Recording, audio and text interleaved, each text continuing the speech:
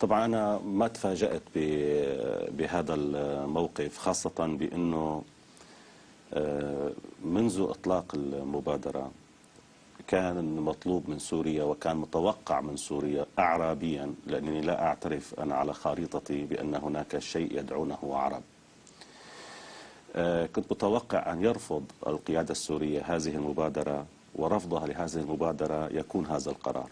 ولكن عندما قامت القيادة السورية وقام الرئيس بشار بفك هذا اللغم المحضر له كان، ووافق على المبادرة ووافق على الحوار، هنا طبعا العربي عندما أو الأعرابي عندما يخسر مؤامرته فكأنما يخسر عرضه وشرفه. أنا لم أتفاجأ من هذه الجامعة التي أنا أعتبرها أنها غير موجودة كانت لا في تاريخنا لا بالأربعين ولا الخمسة وأربعين، وأنا غير معترف شخصيا أنا وما أمثل أنا بهذا الميثاق اللعين الذي لم يفيد شيئا لا في العراق عندما احتل العراق ولا في فلسطين. هذه الدولة المنسية من قاموس الميثاق الشرف واللا شرف العربي. لم أتفاجأ إلا بمن أعطى هؤلاء الأعراب. اليوم ما فاجأني أنه من أعطى هؤلاء الأعراب حبة هذه المرجلة. مين الطبيب اللي أعطاهم الإبرة في مكان ما أن يصبحوا اليوم فقط رجالا، أن يصبحوا اليوم فقط، سألت نفسي هذا السؤال، أصحاب نخوة وأصحاب عروبة وتحت شعار حماية المدنيين؟ هل عندما كنا نحن نشوى في غزة لم نكن مدنيين؟ هل نحن عندما احتل العراق لم يكن هناك مدنيين؟ هل عندما ما حدث وحدث في دول مجلس التعاون الخليجي من سيطرة على النفط ومن سيطرة على الثروات ومن سيطرة على الفكر ومن سيطرة على الثقافة لم يكن هناك مدنيين؟ المهم أن يعرف اليوم المشاهد، وأخص المشاهد السوري، أن يعرف أن اليوم ما حدث في جامعة الدول العربية هو اليوم كان حفلة تنكرية. هناك اجتماع أمريكي إسرائيلي حدث في القاهرة ولكن بلباس عربي. ومن أعطى هؤلاء الأعراب اللباس؟ كيف حضر الأمريكيون بهذا اللباس؟ نحن الذين أهديناهم العباءة العربية يوما، ونحن الذين أخرجنا السيف العربي من غمده لنحرر يوما أرضا، ولكن هذا السيف كان على رقابنا. لم أعد أدري إن كانت هذه الأمة العربية افتراضية أم أنها واقع. كيف تكون أمة عربية وفي على خارطتها شيء يدعونه إسرائيل؟ أنا لن أعترف بعد اليوم بدولة قطر، وأتمنى من كل الصفحات السورية وأتمنى من كل الأشراف والأحرار أن نضع كلمة DHL على خريطة قطر. قطر لم ولن تكون يوما إلا أن تأتي برسالة وتأخذ رسالة. ولكن المفاجئ اليوم هذا العهر السياسي الذي مورس اليوم في جامعة الدول العربية. العهر السياسي تعليق العضوية. وأنا بكل محبة وبكل تقدير أطلب من الرئيس بشار الأسد أن ينسحب من هذه الجامعة. ليس المكان مكانك هناك. هؤلاء أعراب الخونة، هؤلاء قتلة الأنبياء. إذا رب العالمين قال للأنبياء الذي أرسلهم لنا ومنهم من قتلتم ومنهم من كذبتم، يجب أن ننسحب من هذه المهزلة وأن ننسحب من هذه وصمة العار في حياتنا.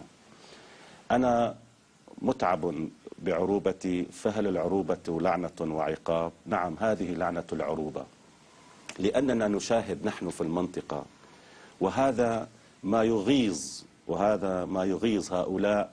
أنا لا أسمي هؤلاء الأعراب أعداء سوريا، أنا أسميهم أقل من أعداء. العدو يجب أن يكون شجاعا. إذا أردنا أن نختار صديقا وفيا يجب أن يكون عندنا القدرة أن نختار عدوا أيضا، عدوا بهذا المستوى. أنا لم أفهم هذا القرار. كيف نستطيع نحن أن نستوعب أن هناك جامعة دول عربية تسحب عضوية سوريا. ومن هي سوريا؟ لكي يعرف بأننا في منطقة أمام قوميات تتصارع، أصبحنا أمام قوميات تتصارع. نحن أمام قومية فارسية في هذه المنطقة وأمام قومية تركية. لم يعد أمام هذه الخارطة، وأنا كما قلت ببداية الأزمة أننا سوف ندخل في معركة الخرائط السياسية ورسم منطقة من جديد. لم يعد في هذه المنطقة إلا سوريا التي تتكلم عن لفظ أصبح في القاموس العربي بمثابة الكفر، وهو موضوع القومية. لم يعد أمام سوريا. أنا لا أصدق أن هناك جامعة دول العربية ليس بها سوريا. أنا لا أصدق، بغض النظر، أنا أتكلم الآن عن موقف سياسي. أما من علق هذه العضوية، هؤلاء القردة، هؤلاء الذي وصفهم يوما ما مظفر النواب عندما قال: القدس عروس عروبتكم، فلماذا أدخلتم كل زنات الليل إلى حجرتها وتنافختم شرفا؟ لمين قال هي؟ لجامعة الدول العربية. وتنافختم شرفا وسللتم خنجركم وطلبتم منها أن تسكت صونا للعرض، فما أشرفكم أولاد القحبة، كلكم كلاب خنازير لا أستثني منكم أحدا. بهذه البداية أستطيع أن أصف الحالة العربية. إن أحط أمة اليوم التي تقول أن إيران هي العدو وليست إسرائيل، هذه الأمة. إن أسفل أمة في تاريخ الأمم هذه الأمة. نحن لم نستطع أن يكون عندنا مصنع للسلاح. نحن لم نستطع أن يكون عندنا حصة في جريدة في بريطانيا. نحن لم نكن يوما نستطيع أن نبني قواعد عسكرية. كل هذا الغرب، هل يوجد عسكري واحد عربي؟ كم قاعدة أمريكية نحن نستوعب؟ هؤلاء أصحاب القواعد العسكرية يعلقون اليوم ويعطوننا دروسا بالديمقراطية وبالإنسان. أنتم لستم بشرا. من يطلب اليوم الاحتلال لأرضه، ومن يطلب اليوم قواعد عسكرية في بلاده، ومن يطلب اليوم بعد 100 عام من الصراع نعطي المرأة حق القيادة. هل يوجد دستور في قطر؟ هل يوجد ديمقراطية في السعودية؟ هل يوجد بهذه البلدان بشرا يستطيعون أن يثوروا على حكامهم لأن يقولوا من أوجد العائلة الحاكمة؟ من أوجد العائلة الحاكمة بفسادها؟